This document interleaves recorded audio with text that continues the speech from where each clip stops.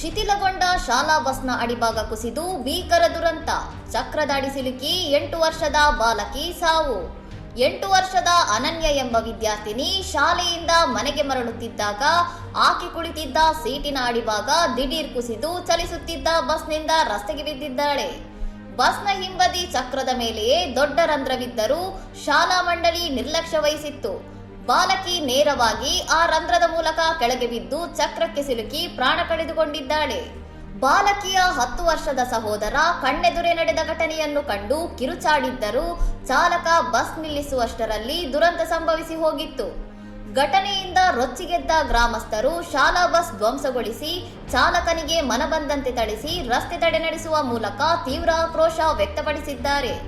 ಸುಮಾರು 40 ಮಕ್ಕಳು ಸಂಚರಿಸುತ್ತಿದ್ದ ಈ ಬಸ್ ಸಂಪೂರ್ಣವಾಗಿ ಶಿಥಿಲಗೊಂಡಿದ್ದು ಶಾಲೆಯ ಬೇಜವಾಬ್ದಾರಿತನವೇ ಈ ಸಾವಿಗೆ ನೇರ ಕಾರಣ ಎಂದು ಪೋಷಕರು ಆರೋಪಿಸಿದ್ದಾರೆ. ಇನ್ನಷ್ಟು ಸುದ್ದಿಗಳಿಗಾಗಿ ನೋಡ್ತಾ ಇರಿ ಸೌರಂ ಟಿವಿ.